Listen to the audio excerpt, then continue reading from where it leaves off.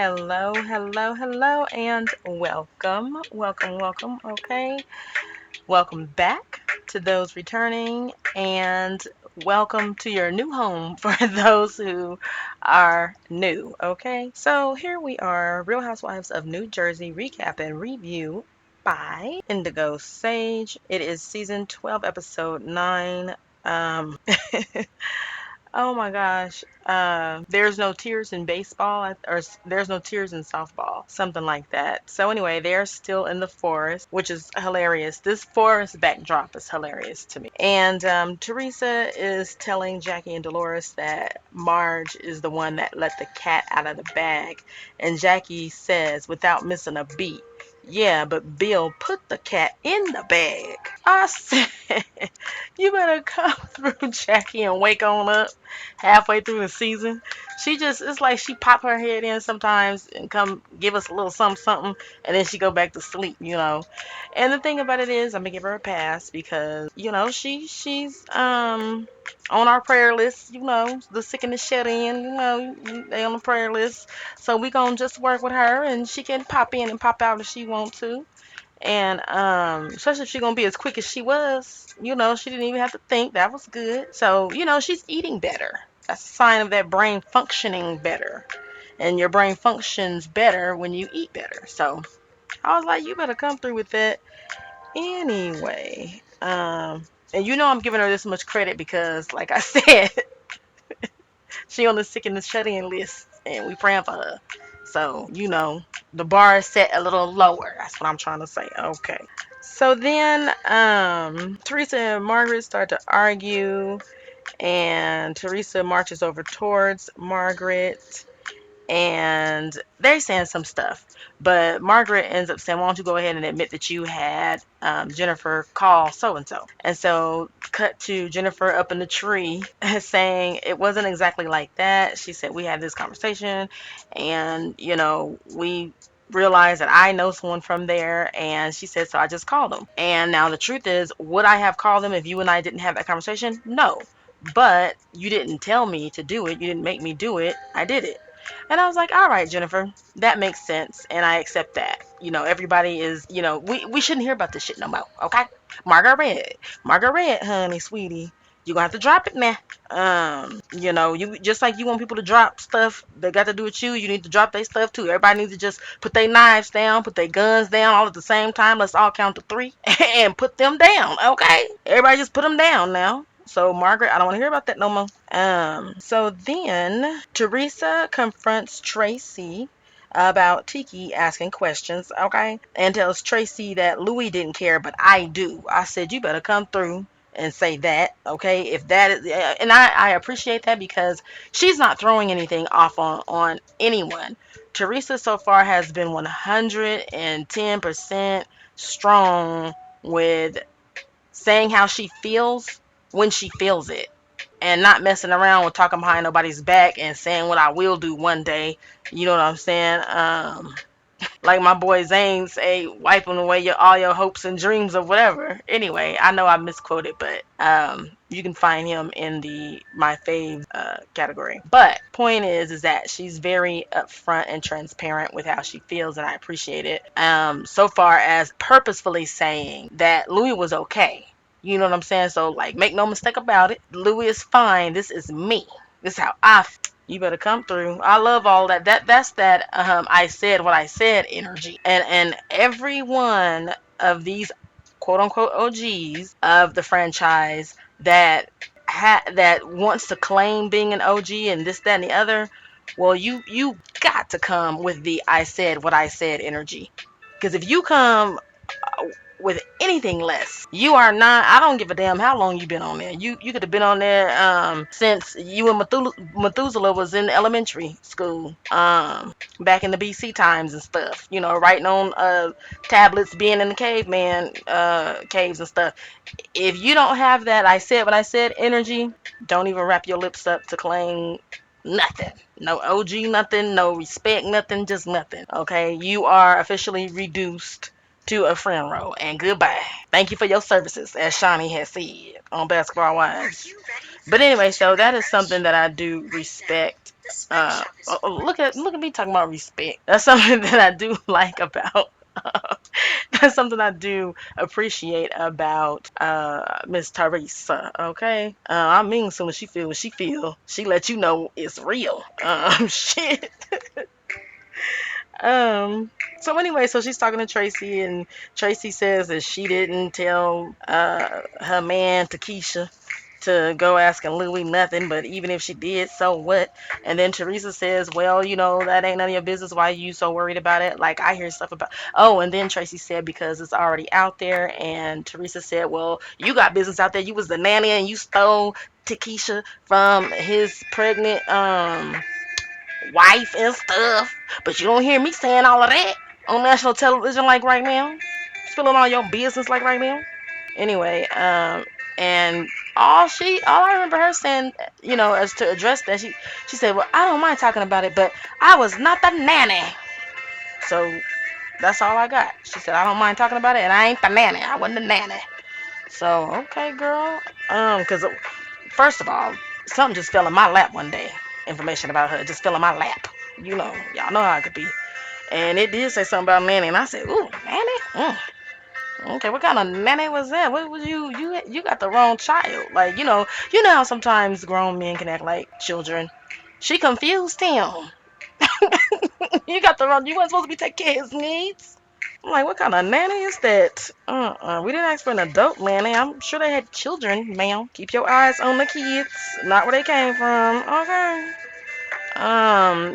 You have to look down for both, but not where they came from. Keep your eyes on the kids, the ones that made it through.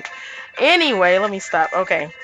Um, so they sit down to eat lunch finally, and Teresa says, I'm blowing this pop stand. No, anyway, Teresa says that she's out of here because, F them. She only wanted to come there to let them hoes know how she felt. And here is my athletic wear promoted. And bye. Because I said what I said. And I'm telling you right now, we're going to have problems. And the thing about it is, every other episode, Teresa tell them we're going to have problems. Oh my gosh. I don't understand what they don't understand. Man. So Teresa leaves, and we just hear a voiceover of Marge said, I'm eating chicken today. And I'm like, if y'all don't stop playing her announcing her food. 2 episodes ago, she was talking about I'm eating the hot dog instead of lobster, and then before that, she had said what she was eating, and then she got a book about caviar and tuna.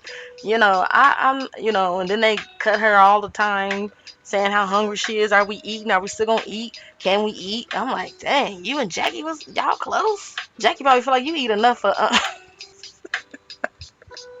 Okay, moving right along. Moving right along. Cut to Melissa and Joey.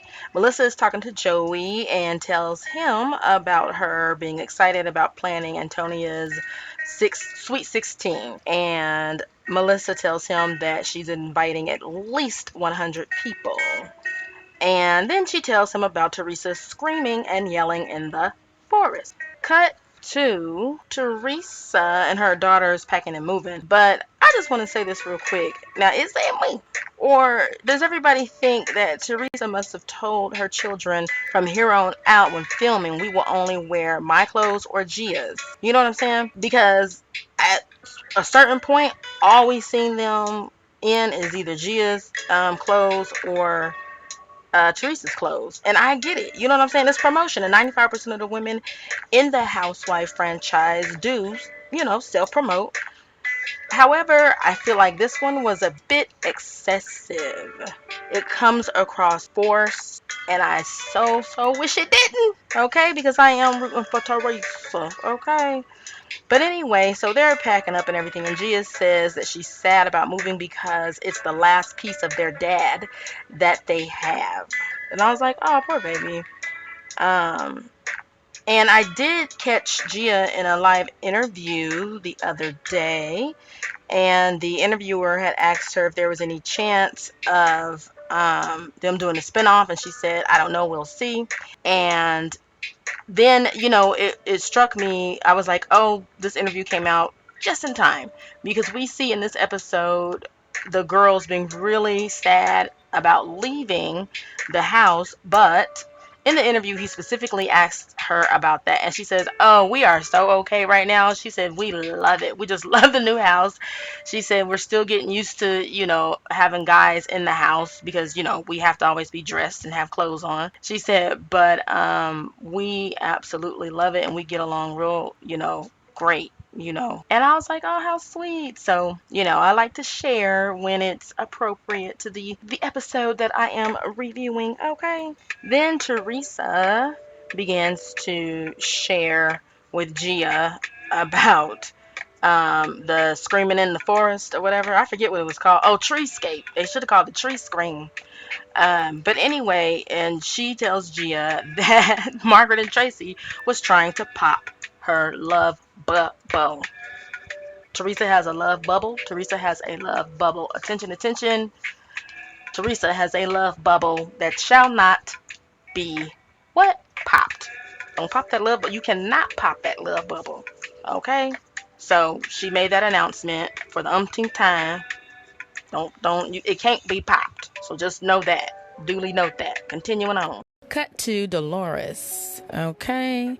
Dolores is practicing softball for her charity with Frank. And then they go in the house and Dolores tells Frank about the yelling and screaming in the forest. Okay. But before we cut to our next housewife, have you guys noticed that Dolores always wears her athletic and yoga wear is always blue with like the moon and the stars?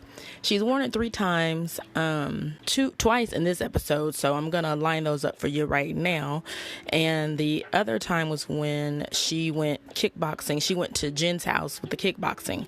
I did not feel like going back through my files to dig that image out, because I know that if you watch this show, then you know. All right, so and then also, actually, she wore it 3 times in this episode, because unless it was from the last episode, but when she went shopping, it was the last one, number 8. When she went shopping with Frank in the last episode, even though she had on a gray sweatsuit, and she was saying that ever since she had her surgery done on her stomach, she hasn't worn a full top since that day. Even though that was gray, that had that same pattern on it. So my question is, I wonder, what is her connection?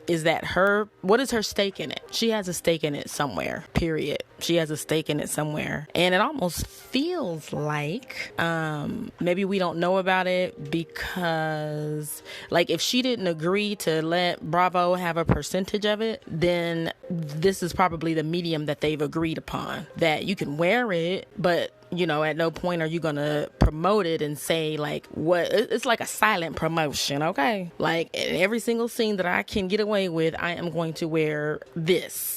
And you guys will notice it, because I noticed it a long time ago. I just didn't have time. But when they, triple, double, quadrupled up in one episode, I said, well, goddamn, like, at least let us think that.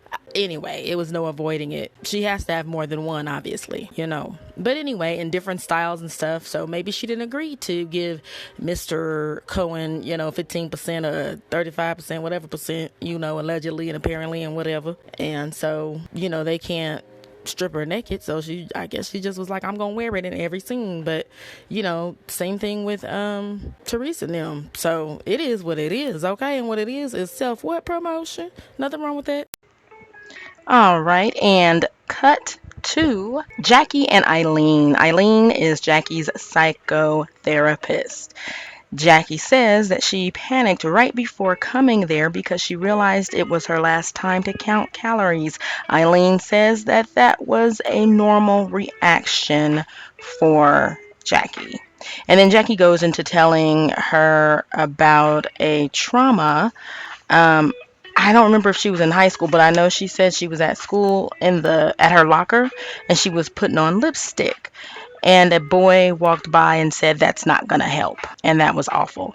Another concern she had was that by the time she met Evan, she had lost a lot of weight and she was skinny, and so she fears that if she gains weight that he won't want to be with her. The therapist challenges her to take her children out to ice cream, and that she also enjoys ice cream without counting calories and not trying to make up for it later. Okay, so I am wishing her well. Then we cut to Jennifer and Bill going out to eat, and there Jennifer goes ahead and has a little sip of something. Okay. And her lips gets a little loose later. All right. But first, she talks about how he has been home more, spending more time with the family, and she thanks him for that. And he says, yes, this summer I decided to take it lighter. And then they show us a flashback where the family's going somewhere. They're all in the car. Bill's in the passenger seat. Jennifer's in the back with the twins, and they let their son, who's 16, drive. And all of a sudden, you hear loud flatulence. Okay, there's a loud fart. And Gabriella is like talking to her dad in the passenger window, and she goes, "Oh my God, did you just fart?" And Jennifer's in the back looking horrified. And what was funny to me, what I got out of this scene was the fact that as soon as that sound came out, I did not know who farted. Okay, that was like Gabriella. I didn't know who farted, and actually, I grabbed my imaginary pearls. Okay, but Bill and his son turned and looked at each other at the same exact time and was laughing. Why do guys think farting is funny? It is not. It's gross. Anyway, then Bill turns to Gabriella and tells her that that's a feature in the car and that the brother did it just being silly. What car comes with farts? I don't want it. So anyway, then Jen goes on to nudge him towards making it right with the guys, and she says basically in her confessional that he owes her one. So whether she is hinting around that whether he wants to be around them or not, she wants him to make nice because she, wants to get along with them. And she says that he owes her, and that's true. He does owe her. However, I'm just like, ugh. And as we see in upcoming commercials, he is going to go on another outing with them. But I'm glad that Bill at least set that one out just to show them that he's serious. So by this time, Jennifer is a little tipsy, okay? So them lips get a little loose. And Jennifer starts telling Bill that she is pissed at him and has thought about getting a divorce, and that if she does, she'll get half. And she continues and says, that'll be good. And then she said, well, for me, not for you. And then she proceeds to slurp on her straw. Oh, okay. I mean, that's that liquid courage. All right. But in actuality, honestly, I don't feel like they will ultimately end up divorcing. I really don't. I just don't. But I am glad that they're having that conversation, especially if it's true what she said, that she had thought about it. That, of course, deserves to be brought to the table. So, speaking of bringing stuff to the table, what I am bringing to the table right now is the fact that I just posted a few days ago a reading on Jennifer and Margaret's one-on-one. What were their true intentions when they both showed up? Okay, each individually. So go ahead and check that out. The link will be in the description box below. Okay.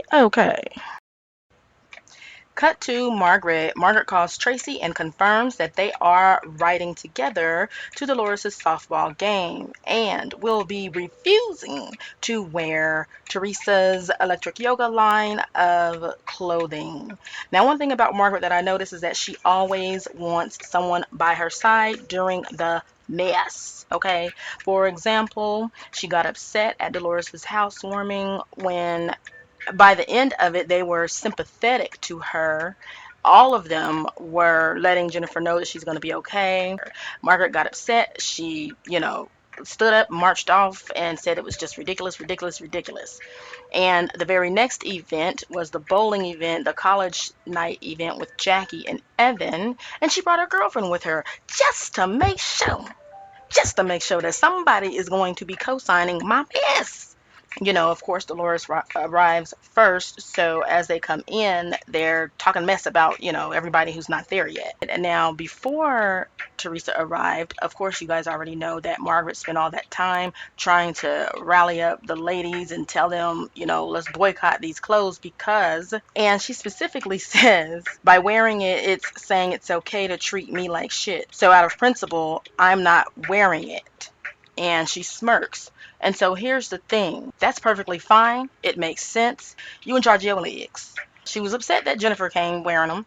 Then she was upset when Dolores decided to go change, and she's telling her, "You're putting them on. You're wearing them." And she said, "Yes." She said she always supports us and what we do, and it's just the right thing to do. So yes, I am. Jennifer changes into them, and she gets upset with that. And then you can see Margaret with her hands on her hip, upset when Teresa and Louie and Gia arrive.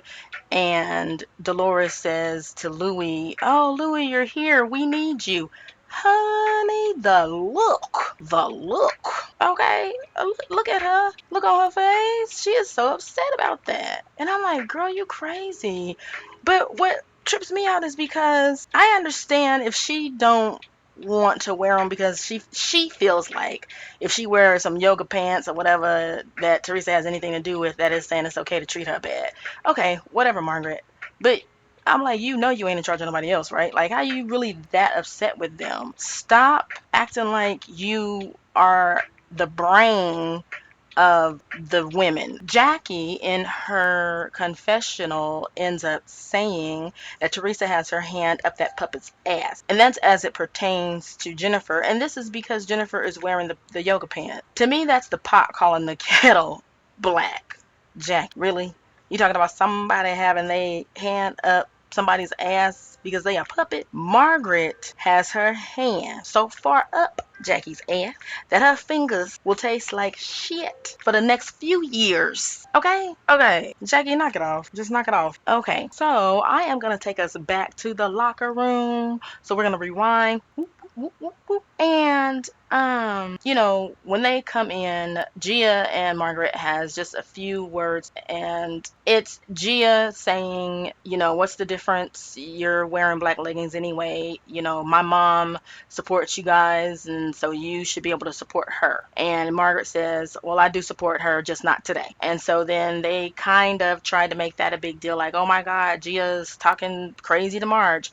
Well, that was light, and I think that was okay because she's grown. And that means once a child is like legally grown, if they feel like they can give it, they can get it. With that being said, I hope all of you are getting through this season unfazed and healthy. All right, healthy and happy. Be sure to be safe and wash your hands. I want to remind you to click like, click subscribe, and click the bell. In the meantime, between time, have a wonderful weekend. Okay? Love you guys. Bye.